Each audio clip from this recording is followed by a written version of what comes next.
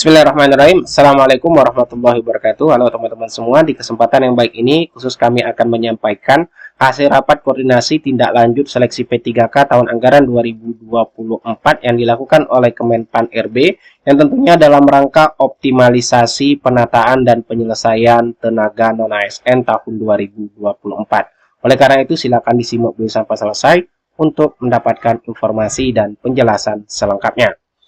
Baik teman-teman, terkait dengan evaluasi terhadap pengadaan ASN tahun 2024 yang sudah dilakukan oleh Kemenpan RB yang disampaikan saat raker dengan DPD RI beberapa waktu yang lalu, tentunya ada beberapa isu permasalahan dari proses penataan non-ASN tahun 2024 melalui seleksi P3K. Nah, dari isu tersebut, maka ada tindak lanjut yang sudah ditetapkan oleh Kemenpan RB, dan pada tanggal 11 Desember yang lalu teman-teman, itu sudah dilakukan rapat koordinasi tindak lanjut oleh Kemenpan RB tentunya dengan instansi. Mana di sini disampaikan Kemenpan RB melalui Kedeputian Sumber Daya Manusia Aparatur menggelar rapat koordinasi tindak lanjut seleksi P3K tahun anggaran 2024 dalam rangka penataan non-ASN pada hari Rabu 11 Desember. Yang mana acara tersebut dibuka oleh Pak Abbas Subagja selaku PLT Deputi SDM Aparatur Kementerian Pan RB. Dalam kesempatan tersebut, Pak Aba menyampaikan, berdasarkan kebijakan yang sudah ditetapkan dalam proses rekrutmen P3K tahun 2024, masih terdapat beberapa kondisi yang menyebabkan proses rekrutmen tidak berjalan secara optimal. Sehingga, untuk memaksimalkan penataan tenaga non-ASN, maka Kementerian Pan RB mengeluarkan kebijakan berupa resolusi penyelesaian penataan non-ASN. Nah, untuk lebih jelasnya di sini kami juga mendapatkan penjelasan singkat dari Pak Abbas Subagja dari rapat koordinasi tersebut. Jadi silakan kita dengarkan bersama-sama teman-teman. Jadi kemungkinan apakah yang TMS itu tetap bisa melamar periode 2. Ya, kemudian yang tenaga non-ASN tidak lulus CPNS juga dia tetap bisa melamar dan sebagainya. Tapi nanti ada syarat-syaratnya seperti misalnya ada kewajiban untuk SPTJM dan sebagainya, ya. Kemudian nanti diharapkan untuk sistem penggajiannya kita sudah siapkan suratnya supaya mereka itu tetap bisa dibayar. Nah, artinya Bapak Ibu sekalian, kami mohon bantuan dari Bapak Ibu sekalian supaya tadi dengan SPTJM tadi semuanya nanti bisa masuk ke sana. Dan harapannya nanti ada hanya 4 jenis jabatan dulu yang kita siapkan. Nah, 4 jenis jabatan itu nanti yang bisa mengakomodir secara keseluruhan. Ya, secara keseluruhan. Jadi, apapun kualifikasinya, gitu, unitnya di mana 4 jabatan ini nanti akan dijelaskan oleh tim teknis. Nah, ini barangkali poin-poin yang harus kita jawab. Nah, harapannya Bapak Ibu sekalian, karena jadwal kita hanya sampai 31 Desember, maka kami ingin mereka yang tidak lolos tadi tetap bisa mendaftar. Tapi secara teknisnya nanti dijelaskan ya. Tetap bisa melamar. Jadi supaya bisa terakomodir. Termasuk bagi mereka yang belum melamar P3K di periode ke-1, ya. Jadi harapannya mereka ini bisa menyelesaikan di posisi periode kedua. Nah, ini perlu komitmen bersama. Nanti mohon teman-teman itu bisa melaporkan ke pimpinannya masing-masing supaya tenaga non-ASN ini kita beresin dan bisa kita optimalkan.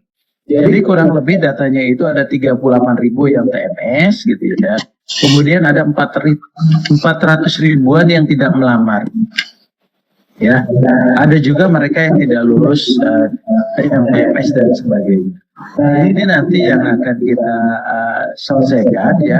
Kita akan selesaikan di posisi ini. Makanya ini karena waktu yang mendesak, kami pun agak mendadak mengundang Bapak Ibu sekalian. Jadi kami yakin bahwa proses ini barangkali akan membantu Bapak Ibu sekalian untuk menyelesaikan tenaga non-ASN yang ada saat ini, karena memang tenggat waktu kita hanya 31 Desember 2024. Itulah penjelasan singkat dari Pak Abbas Subagja pada saat rapat koordinasi terkait dengan tindak lanjut seleksi P3K 2024. Dan lebih lanjut di sini juga dijelaskan bahwasanya terkait teknis kebijakan penyelesaian penataan non-ASN oleh Pak Suryo Hidayat selaku PLT Asisten Deputi Perancangan Jabatan Perencanaan dan Pengadaan SDM Aparatur, yang mana kebijakan tersebut mencangkup yaitu keputusan Menteri tentang kriteria pelamar pada seleksi P3K bagi tenaga non-ASN yang terdaftar dalam pangkalan data BKN. Dan ini sudah dituangkan dalam poin PAN nomor 634 ya teman-teman. Serta terkait dengan penganggaran gaji bagi tenaga non-ASN. Nah, berkaitan dengan edaran atau surat keputusan tersebut, di sini ada 11 keputusan ya teman-teman yang sudah dikeluarkan oleh Kemenpan RB terkait dengan kriteria pelamar bagi tenaga honorer yang terdaftar dalam database BKN untuk di periode 2, P3K periode 2, yaitu ada TMS ya, tidak memenuhi syarat pada seleksi administrasi pengadaan P3K tahap 1, yaitu honorer TMS yang di tahap 1 kemarin, itu bisa mengikuti seleksi P3K, kemudian yang TMS pada seleksi administrasi CPNS juga bisa mengikuti, kemudian yang belum melamar pada seleksi pengadaan ASN. Dan dari keputusan tersebut tentunya juga ada beberapa ketentuan yang disampaikan, seperti pelamar yang dimaksud pada kriteria tadi, 3 kriteria tadi itu melamar pada jabatan seperti pengelola umum operasional, operator layanan operasional, kemudian pengelola layanan operasional, dan atau penata layanan operasional. Yang mana kebutuhan bagi pelamar tadi itu diusulkan oleh pejabat pembina kepegawaian kepada menteri, teman-teman. Yang mana nanti pemerintah mengusulkan kebutuhan ini sebagaimana dimaksud pada diktum keempat kepada menteri, dan pelamar dinyatakan lulus seleksi jika berperingkat terbaik nantinya. Namun dalam hal jumlah pelamar yang telah mengikuti seluruh tahapan seleksi melebihi jumlah penetapan kebutuhan, maka pelamar diangkat menjadi pegawai pemerintah dengan perjanjian kerja paruh waktu. Nah, ini terkait dengan beberapa keputusan yang dituangkan di dalam keputusan Menpan RB nomor 634, dan silakan teman-teman lihat sendiri di sini ada 11 diktum yang dihasilkan dari keputusan Menpan RB tersebut.